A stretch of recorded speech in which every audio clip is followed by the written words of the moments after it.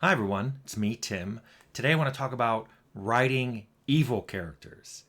Specifically, I want to answer a second question from Nash Kruka, who asks, where do you find yourself wanting to draw the line for evil options in an RPG? Similarly to how I find myself having a hard time choosing the evil option in a game, I find myself having a hard time writing them. Most games I've played have far fewer bad karma options than good. Maybe one evil dialogue to the half dozen good dialogue options. How do you weigh in on this? Okay, Nash, I know you're asking about how to write dialogue for the player where it's evil. The way I think about this is, how would I write a good evil NPC? So I'm going to talk about this now, but a big caveat here. I am not a narrative designer, so I'm not going to tell you like how to craft dialogue, but as a lead who asks for those options, I have a lot of experience in those things. And I wasn't a lead, but I worked on Tyranny, and that whole game is evil one. The chief guy's bad, all the people working for him are bad, you're bad. A lot of people are bad. It's a whole game about, okay, evil one, now what happens?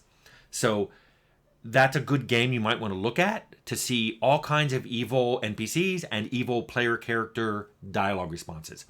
Also, just because I remembered this and it's funny, when I worked on South Park, there were several art animators who opted out of doing some of the animations on that game just because they were very gross and disgusting and offensive. And some people were like, I can't do this. I can't sit here and animate this thing, especially every day for hours a day for weeks. I can't do that. And so what you're asking is, sometimes people just can't do it. They can't find it within themselves to do this stuff.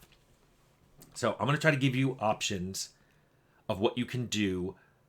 And this is not me speaking as a narrative designer, but somebody who just has worked on games that have evil characters. First, my biggest recommendation would be, find evil characters that you like, that you think are well written or you can relate to, that you enjoyed. You can look in other games, you can look in books, movies, TV shows, it doesn't matter. Try to figure out why it was you liked them. Were they well spoken? Did they have an agenda you agreed with? Did you just think that they were an interesting character because they had a good background and you could understand how they got to that point where now they were being evil? These are all things that you can do.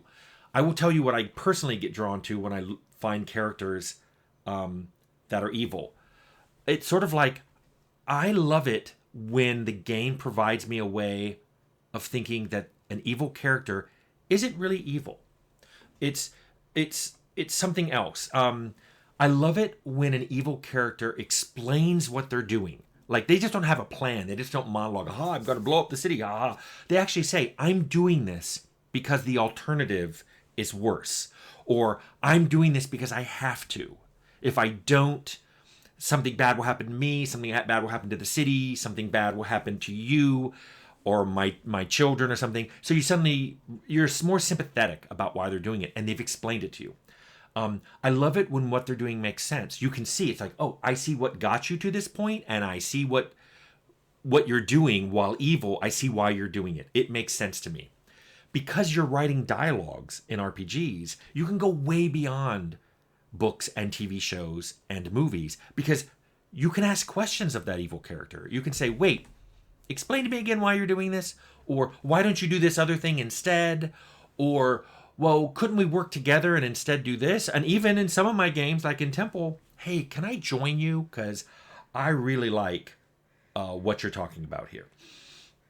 So these are things that you can do in a game that you can't do in a movie. So I'm saying, even if you find a character from a movie or a TV show or a book, keep in mind there's more stuff you can do. The example I always thought was funny was, when I was watching a certain Marvel movie, and a certain purple character snapped his fingers and half the people in the world, the universe, disappeared. I had so many questions. I'm like, really? You have ultimate omnipotent power, and that's your solution? Why don't you just snap your fingers and double the number of habitable planets? Or make the planets they live on bigger, but the gravity's not heavier. Remember, you're omnipotent. You have all these magic power things. Also, what do you intend to do in a couple hundred years when the reduced population is repopulated? Are you planning to hang out and snap your fingers every 200 years? And guess what? That obviously wasn't what he planned to do, because it pointed out in the movie that he was so hurt by it or whatever, he ended up getting rid of the stones. He snapped them out of existence or whatever. And I'm like, this doesn't make sense to me. I have so many more questions. Here's a character, and I didn't write them, from Arcanum that I loved, Kurgan. I loved Kurgan because not only is he not what you expected, you were led the whole time to believe someone else was the bad guy, and then you run into Kurgan, but he explains why he's doing what he's doing, which is a really vile, horrible thing. And you can ask him questions about it. Why are you doing this? Are you sure? Well, explain to me. And he has a long monologue, and then you can talk to him afterwards of why he's doing what he's doing. And it kind of makes sense. In fact, I remember watching it the first time, that cinematic, and I turned to Chad Moore was the writer, and I said, you know what? If I was playing this game, I would probably join Kurgan. And I don't consider myself evil. He just had a good reason for doing what he was doing. And it was basically, life is suffering. It's horrible. It's suffering. Maybe it's a mistake. Maybe life wasn't supposed to exist. Maybe the universe was supposed to be lifeless. Let's fix this. He had a much better explanation than that. In fact, you can watch my video. There's a video called Arcanum Explaining the Void, which I talk about that character and I show you that cinematic. Also, I've got another video you might like. It's called Writing Good NPCs. And I didn't mean good as in morally good. It was just, here's some good practices for writing an NPC. I'll link that below. That's why I thought this was funny, is writing evil NPCs. It was a funny take on that. But now that you understand kind of what I think about a good evil NPC is, this should give you some insight on how to write good dialogue or evil dialogue options for a player character. Make sure when the player says something, it makes sense within the context. Maybe the NPC responds with questions. Wait a minute, you're going to kill everyone in this town? Maybe the player's allowed to justify it. It's like, look, I wouldn't be doing this, but you killed my companion, so now everybody here is going to die. Or, I came here for this item and you all acted like jerks to me, so I'm just going to kill you all. Maybe the next town will be nicer to me. However the player wants to justify his behavior, as long as he has some kind of justification, it makes sense. And remember, you're writing a game.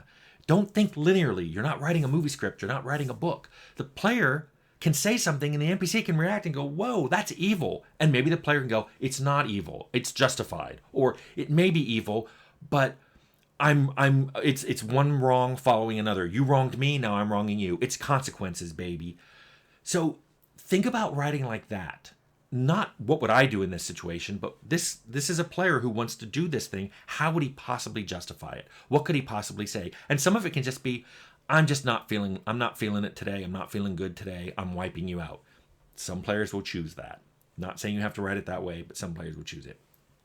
Anyway, Nash, I hope that answers your question. And it's kind of fun thinking evil thoughts, isn't it?